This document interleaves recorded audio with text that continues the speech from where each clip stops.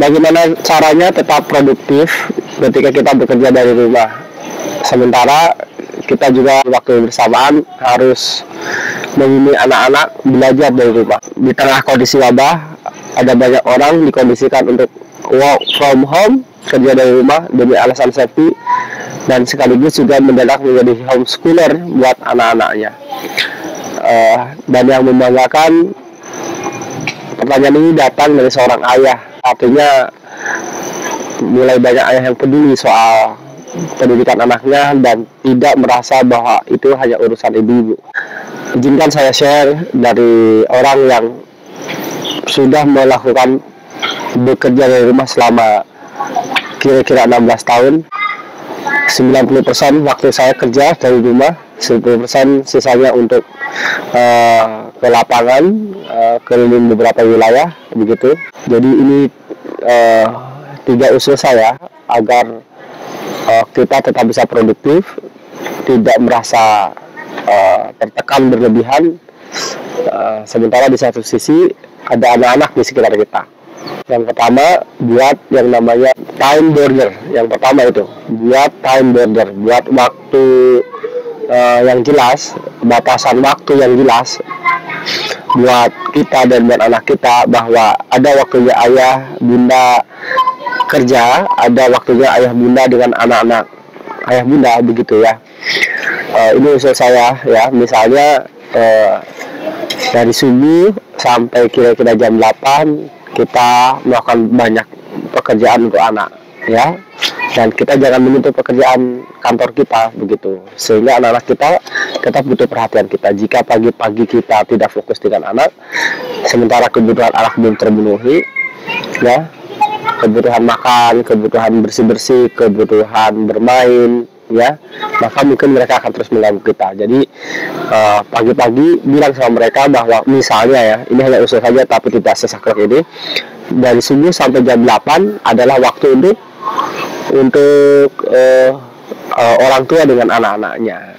Nanti jam 8 ayah bunda waktunya kerja gitu ya, kira-kira sampai jam 12. Jika ada tugas-tugas yang banyak dari sekolah ya, dari jam 7 kita bimbing dulu apa yang harus dilakukan untuk mengerjakan tugas ini gitu. Jika memungkinkan ya, ada piket misalnya dari pagi sampai siang ibu yang membimbing, nanti kemudian siang sampai sore ayah yang membimbing. Jadi saat ayah bekerja, ibu yang membimbing anak-anak. Jika memang banyak tugas dari sekolah, saat ibu bekerja, ayah yang membimbing anak-anak, gantian gitu ya, seperti itu. Dan memang harus sharing ya waktunya, tidak bisa kita kemudian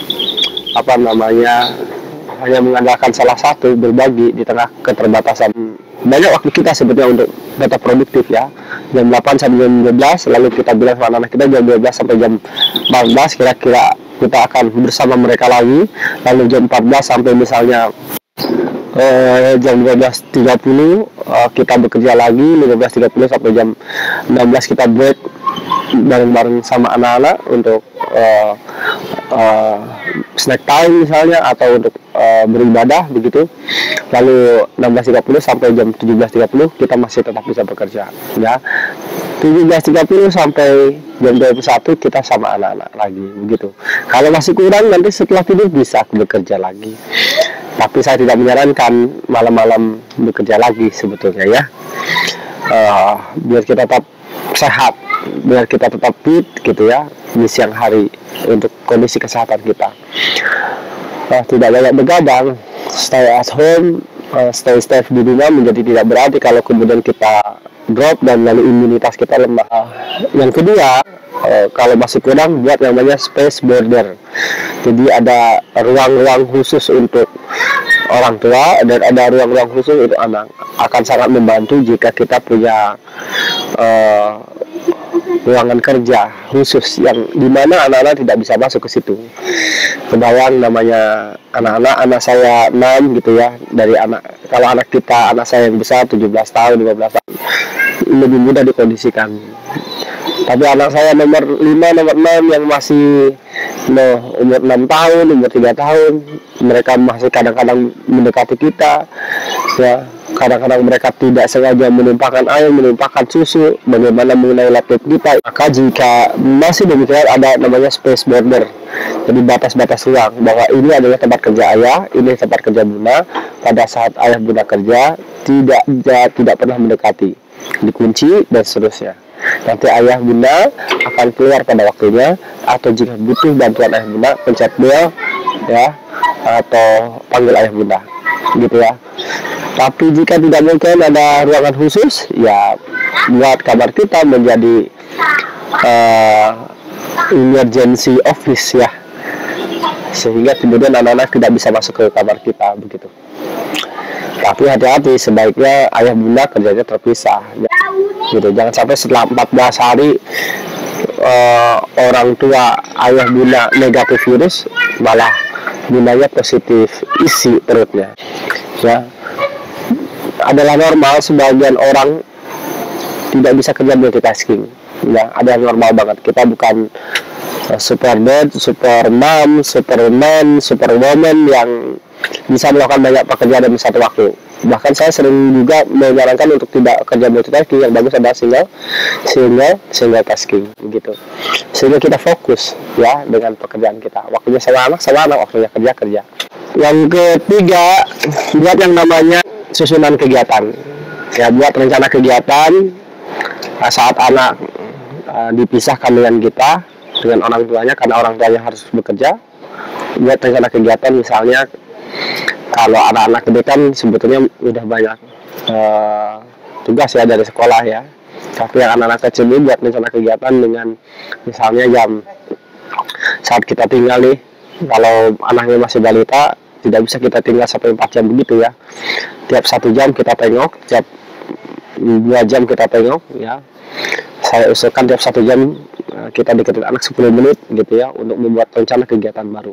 Jadi saat ditinggal misalnya jam 8, jam 9 kegiatannya apa, lalu jam 9, jam 10 kegiatannya apa, jam 11 kegiatannya apa, dan seterusnya. Kalau anak-anak balita sebaiknya kan, kalau saya ini kegiatannya, dan kalau pagi-pagi sama orang tua sampai jam 8 itu bermain, sarapan, bersih-bersih dan lain-lain. Jam 8 itu saatnya anak-anak mereka kita biarkan untuk bermain. Ini usulan kegiatan saya kalau masih yang anak-anaknya balita, bermain di tempat yang terawasi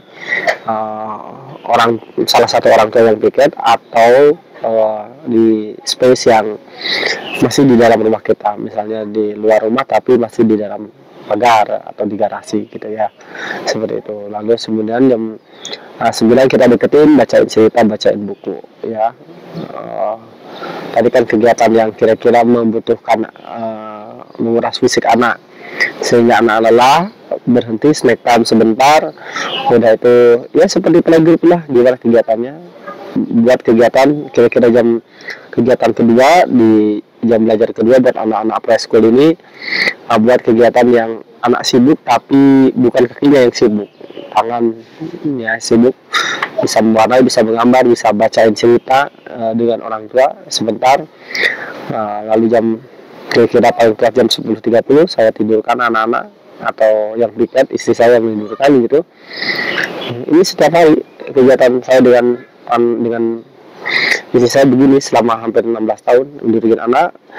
Nanti mereka akan bangun kira-kira, kalau kita mulai tidur setengah 11, untuk anak balita 1 jam setengah udah cukup. Nanti dibangun saat makan siang. Jam makan siang sampai asar mereka kegiatan mandiri.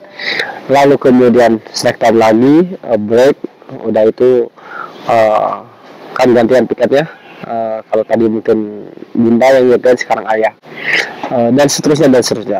Pada kenyataannya nanti anak-anak tetap akan, kalau masih kecil-kecil, tetap akan mendekati kita ya. Tidak seideal kalau kita kerja di kantor yang terpisah dengan anak-anak ya. Kita tahu yang namanya anak, jika ada orang tuanya mereka akan lebih minta perhatian kita dibandingkan tidak ada orang tuanya. Itu normal sekali. Jadi setidaknya meskipun tidak mudah, kenyataannya mereka tetap akan memanggil kita mungkin setiap 30 menit, 1 jam.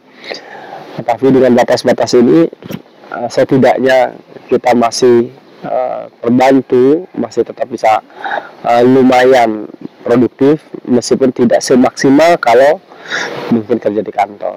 Ya, bagaimana lagi keadaan yang menuntut kita supaya stay safe, membuat yang namanya physical distancing. Ini rilis terbaru, kalau kita cari di website WHO, sepertinya WHO mengganti dari social distancing menjadi physical distancing, karena WHO mendefinisikan sehat itu kan bukan hanya fisik tapi juga mental.